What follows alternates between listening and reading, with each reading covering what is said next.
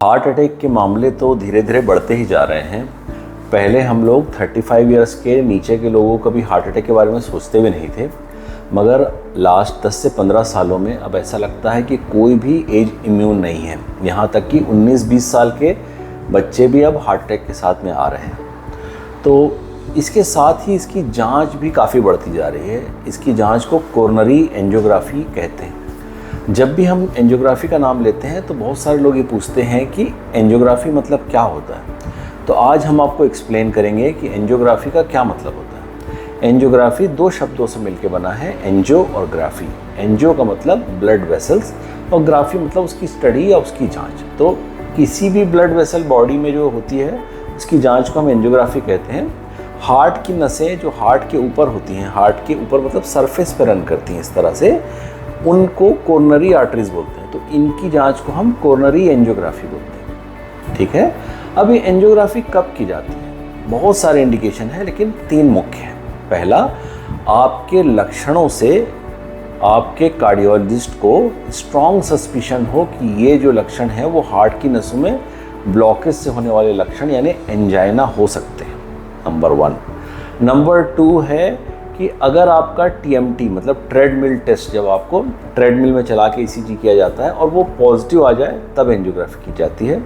और तीसरा जो सबसे कॉमन है वो ये है कि अगर आपको हार्ट अटैक हो गया है तब एंजियोग्राफी की जाती है। तो जो तीसरा है वो एक इमरजेंसी सिचुएशन है, तुरंत एंजियोग्राफी की जाती है। लेकिन पहले दोनों कारणों में एंजियोग्राफी इलेक्टिव प्रोसीजर है, मतलब आपको कल या परसों बुलाया जाता है कि आप आ जाइए, आपकी एंजियोग्राफी की जाएगी।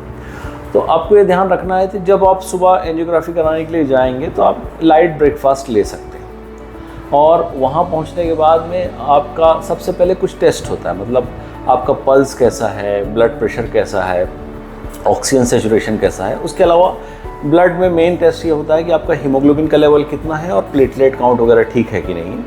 साथ में एक RFT मतलब किडनी फंक्शन टेस्ट होता है, जिसमें पता लगाया जाता है कि आपका क्रेटिनिन तो नहीं बढ़ा हुआ है। मतलब ये सारे टेस्ट अगर आपके नॉर्मल आ रहे हैं, ठीक आ रहे हैं, तो अब आप फिट हैं एंजियोग्राफी के लिए।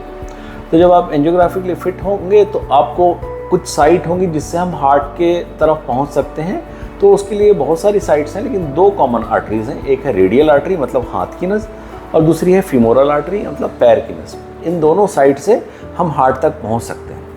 तो जिस जगह से हमको एंजियोग्राफी करना है उस जगह के आसपास के जो हेयर्स रहते हैं उसको शेव किया जाता है। हेयर्स को इसलिए शेव किया जाता है क्योंकि हेयर्स जो है वो इन्फेक्शन का सोर्स हैं। तो कोई पंक्चर के दौरान आपकी बॉडी में कोई इन्फेक्शन इंट्रोड्यूस ना हो जाए, इसलिए उस जगह को क्लीन करने के लिए हेयर को क्लीन किया जाता है। जब एक बार ये सारा प्रोसीजर हो गया, आपका ब्लड रिपोर्ट आ गई, तो फिर आपको अंदर कैथ लैब में लिया जाता है।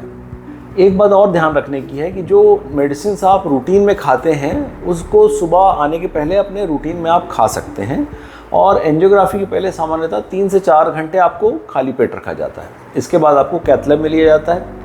कैथ लैब में की टेबल पर लिटाने के बाद में आपकी रेडियल आर्टरी, अगर आपकी रेडियल हो रहा है तो यहाँ से पंक्चर की जाती है। पंक्चर करने का मतलब, इसमें बहुत सारे लोग पूछते हैं कितना दर्द होगा। तो जितना सामान्यतः एक इंट्राकैथ लगाने में, इंट्राकैथ मतलब जैसे आप कभी एडमिट हुए हो और आपको कुछ ड्रिप चढ़ी हो तो एक वीनस लाइन लगाने में जितना पंक्चर पेन होता है उतना ही होता है। इसमें अंतर यह है कि इसमें वेन की बजाय आर्टरी में लगाया जाता है। इसलिए लगाने के पहले इसमें कोई बेहोश नहीं किया जाता। सुन्न करने के लिए एक दवा दी जाती है, लगभग 2 ml मेडिसिन दी जाती है, जिससे वो एरिया, सिर्फ उतना ही एरिया जहाँ पंक्चर करना है वो सुन्न हो जाता है। उसके बाद इस जो साइट है इसके थ्रू एक ट्यूब अंदर जाती है और इस रेडियल आर्टरी से होते हुए वो हार्ट के अंदर पहुंचती है। और वहाँ पर जो बाहरी हिस्सा है ट्यूब का, वहाँ से हम एक डाई यानी कॉन्ट्रास्ट मीडियम इंजेक्ट करते हैं। एक तरह का कलरिंग एजेंट होता है जो बाहर से इंजेक्ट करते हैं, और सामने की तरफ में एक कंटिन्यूसली फंक्शनिंग एक्सरे होता है जिसको फ्लोरोस्कोपी बोलते हैं। उसमें हम लोग देखते हैं कि नसों में कोई ब्लॉकेज तो नहीं आ रहा है। अगर नसों में कोई ब्लॉकेज नहीं है तो एक जैसी एक समान ट्यूब की फिलिंग होती है। अगर कहीं पे फिलिंग डिफेक्ट मिल रहा है मतलब वहाँ पर उस वेसल में ब्लॉकेज है, उसको डिसाइड किया जाता है कितना % ब्लॉकेज है या टोटल ब्लॉकेज है, उसका रिजल्ट उस पर पता चलता है। एंजियोग्राफी हो जाने के बाद अब ये 2 भागों में बढ़ सकता है। एंजियोग्राफी या तो नॉर्मल आ सकती है या माइल्ड डिजीज़ आ सकता है, और दूसरा भाग होता है जिसमें कि कोई सीरियस डिजीज़ निकले। तो माइल्ड डिजीज़ और नॉर्मल को तुरंत शिफ्ट कर दिया जाता है वापस वार्ड में या ICU में।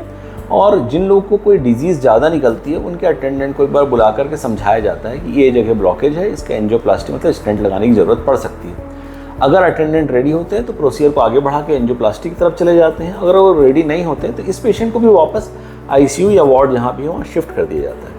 उसके बाद नॉर्मली पेशेंट को 2 घंटे से 3 घंटे अस्पताल में रखा जाता है, जिससे कभी कोई एलर्जिक रिएक्शन हो, कोई शिवरिंग हो तो उसको कंट्रोल किया जा सके। जब एक बार पेशेंट सबसे ठीक हो जाता है तो उसके बाद उस पेशेंट को घर भेज दिया जाता है। जिस जगह पर पंक्चर किया जाता है वहाँ एक पट्टी सी लगा दी जाती है जिससे कोई ब्लीडिंग वगैरह ना हो। ये है एंजियोग्राफी का टोटल प्रोसीजर। मैं उम्मीद करता हूँ कि इससे आपको एक नॉलेज मिला होगा कि एंजियोग्राफी क्या होती है और कैसे की जाती है। इस तरह की और जानकारी हम आगे देते रहेंगे। मैं कोशिश करूँगा कि आगे आपको एंजियोप्लास्टी की भी जानकारी दूँ। बहुत बहुत धन्यवाद।